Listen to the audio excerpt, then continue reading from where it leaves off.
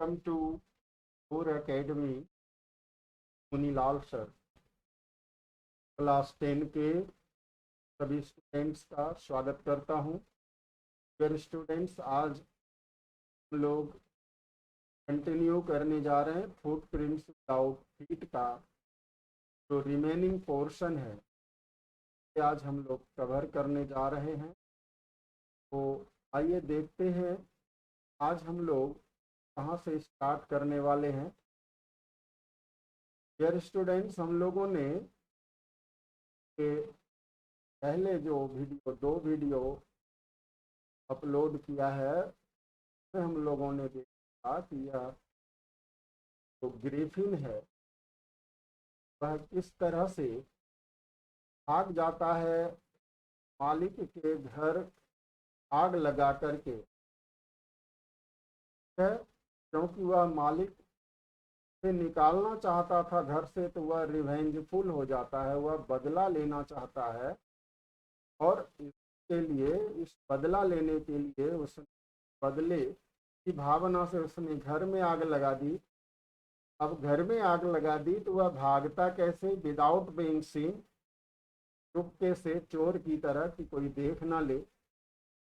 उसने सारे कपड़े उतार दिए और वह होमलेस वांडरर बनकर, होमलेस मतलब हो गया बेघर, वांडरर आवारा, इधर उधर घूमने वाला फक्कड़, विदाउट क्लोथ्स, बिना कपड़ों का, नग्न हो गया हुआ, विदाउट मनी, बिना पैसे का, एंड क्वाइट इनविजिबल, और बिल्कुल अदृश्य हो चुका था वह, until he happened to step in some mud and left footprints as he, तब तक वह इनविजिबल ही रहता या किसी को नोटिस में नहीं आता, किसी को पता भी नहीं चलता कि वह कहाँ है। कभी कभी पता क्या चलता था कि उसका फुटप्रिंट्स दिखने लगता था जब कहीं कीचड़ वगैरह उसको रास्ते में मिल जाती थी, तो मड में पैर रखने से फुटप्रिंट्स उसके बन जाते। तो डियर स्टूडेंट्स, ये सब तो हो चुका था, आज हम लोग यहाँ से स्टार्ट लेंगे। he escaped easily, है इजीली वह escape कर गया, यानी बचकर निकल गया। ठीक है, एनफ मतलब बहुत बहुत ही आराम से वह बचकर निकल गया। कहाँ से? From the boys who followed his prints London, यानी दोनों लड़के जो पीछा कर रहे थे उनके फुटप्रिंट्स का, उन दोनों लड़कों से तो वह बच के आराम से निकल गया, क्योंकि घर में आग लगा करके वह भाग रहा था। अब पता चल गया ना कि क्यों भाग रहा था, वह घर में आग लगा करके भाग रहा था। But his adventures were by no means over, कहता है उन दोनों लड़कों से तो बच निकला, लेकिन उसके एडवेंचर्स का अंत नहीं हुआ।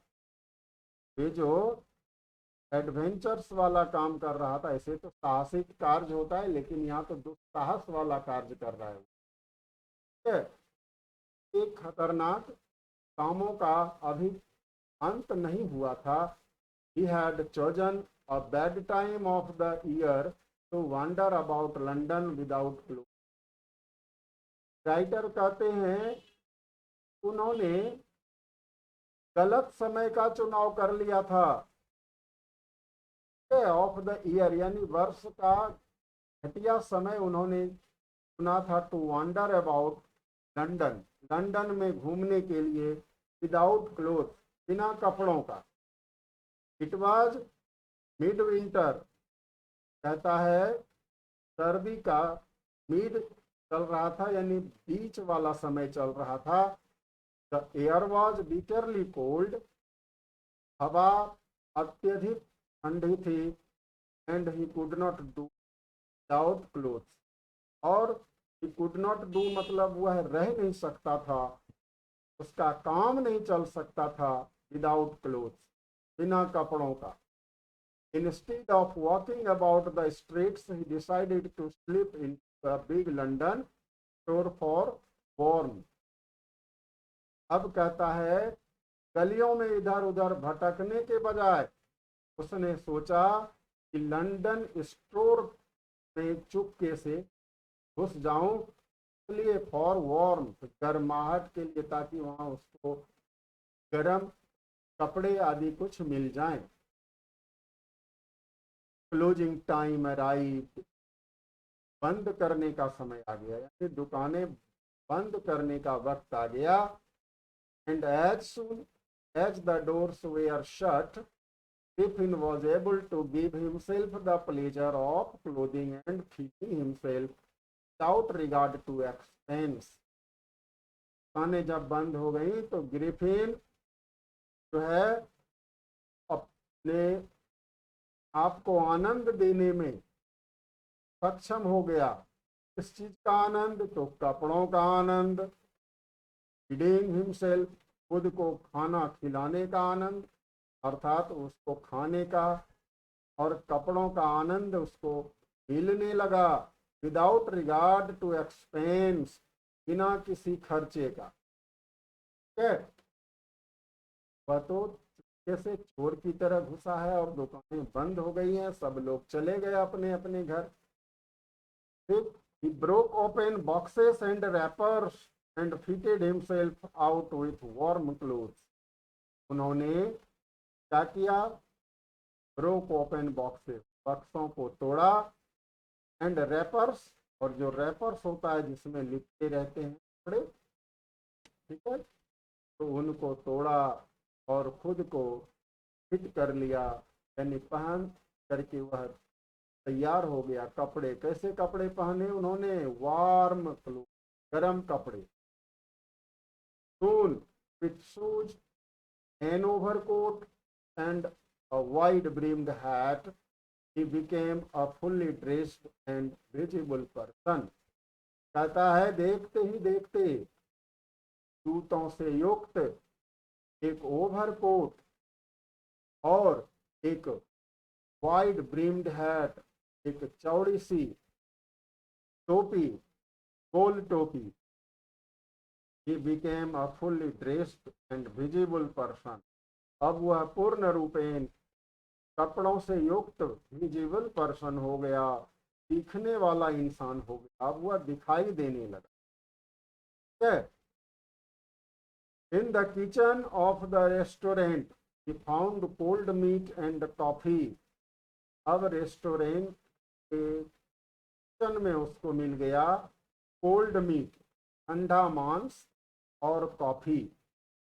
And he followed up the meal with sweets and wine taken from the grocery store। अब कहता है ग्रोसरी स्टोर से, किराने की दुकान से उसने क्या ले ली? वाइन, शराब और मिठाइयाँ। तो उनके साथ उन्होंने मीट और कॉफी का आनंद लिया। अब देखो क्या हुआ। Finally, he settled down to sleep on a pile of quills। और अंततः वह लेट गया इस पर, पाइल ऑफ क्विल्स, रजाइयों के ढेर पर। क्विल्स, रजाइयां। If only Griffin had managed to wake up in good time, all might have been well। कहता है ग्रिफिन यदि सही वक्त पे जग गया होता, all might have been well, सब कुछ ठीक रहता, यानी कोई गड़बड़ नहीं होता, वह पकड़ाता नहीं, ठीक है, या उसके साथ कोई बुरी बात नहीं। As it was he did not wake up until the assistants were already arriving next morning।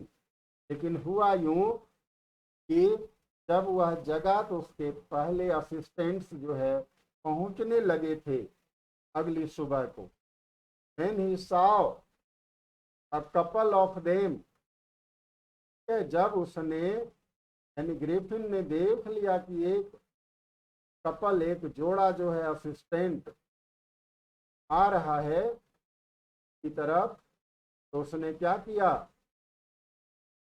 Approaching मतलब आता हुआ, दो असिस्टेंट आ रहे थे, उनको देख लिया उसने। अप्रोचिंग, पास आता हुआ, कई बार यह शब्द आपको मिल चुका है। He panicked and began to run. वह पैनिक्ड हो गया, बहुत ज्यादा डर गया और भागने लगा। They naturally gave chase. दोनों असिस्टेंट्स जो थे, स्टाफ थे दुकान के, नेचुरली स्वाभाविक रूप से उन्होंने क्या किया, गेव चेज, उनका पीछे। किसका? ग्रिफिन का। दोनों स्टाफ जो देख लिया भागते हुए, जिन्होंने कपड़ा पहना हुआ है ना, तो दुकान जैसे ही ओपन करता है, शटर ओपन किया तो देखा कि कोई भाग रहा है दुकान से, तो ग्रिफिन का पीछा किया। In the end, he was able to escape only by quickly taking off his newly found clothes. और अंत में वह भागने में सफल रहा। झटपट उसने जो न्यूली फाउंड क्लोथ्स थे, जो नए नए कपड़े उनको मिले, कपड़ों को उन्होंने उतार कर फेंक दिया। तो once more he found himself invisible but naked in the chill January. एक बार फिर वह अपने आप को अदृश्य पाता है, लेकिन नग्न है। इन द चिल जनवरी, जनवरी की ठिठुरती हुई सर्दी में। This time he decided to try the stock of a theatrical company. बार अब वो जो भागा तो किसको ट्राई किया? एक थिएट्रिकल कंपनी, थिएटर चलाने वाली कंपनी में जा घुसा। In the hope of finding not only clothes, इस उम्मीद से कि वहां न केवल कपड़े मिलेंगे, but also something that would hide the empty space ever his shoulders, जिसके सहारे वह छिपा पाएगा। क्या? हाइड मतलब छिपाना। द एम्प्टी स्पेस, खाली जगह, एवर हिज शोल्डर्स, अपने कंधों के ऊपर के हिस्से को भी वह पा सके। ऐसा जो है कपड़ा उनको मिल जाएगा। यही उम्मीद से वह कहाँ घुस गया? थिएट्रिकल कंपनी में। Shivering with cold he hurried Drury Lane, the centre of the theatre world. यानी ये जो ड्ररी लेन है डियर स्टूडेंट्स, यह लंदन का क्या है? थिएटर वर्ल्ड है, यानी उसको थिएटर की दुनिया का सेंटर माना जाता है। सारी कंपनी, बड़ी बड़ी कंपनी यहीं पर है। शिवरिंग विथ कोल्ड, अब वह थर थर कांप रहा था जाड़े में, सर्दी के कारण। हरीड टू ड्ररी लेन, और ड्ररी लेन वह जल्दी जल्दी चला गया, जो कि थिएटर दुनिया का केंद्र था। सोन फाउंड अ सुटेबल शॉप, जल्द ही उसको अच्छी सी दुकान मिल गई। He made his way invisible, और अदृश्य होकर वह आगे बढ़ता गया। अप स्टेयर्स, और कहाँ चला गया? ऊपर की मंजिल पर। And came out a little later wearing bandages round his forehead, dark glasses, false noses, big side whiskers and a large है।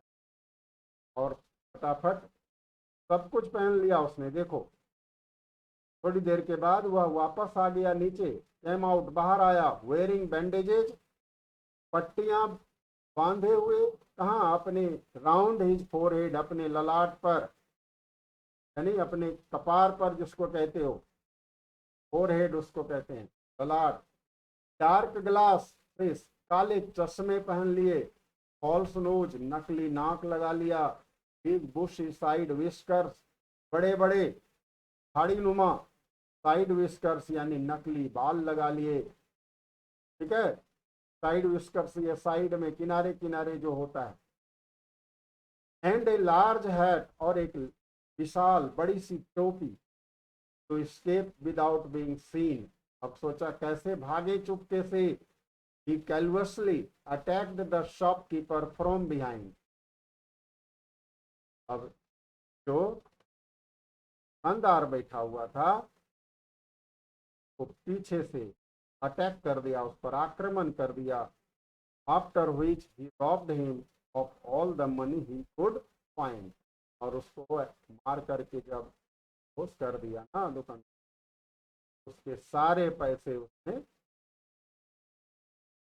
डियर स्टूडेंट्स, आज स्टोरी।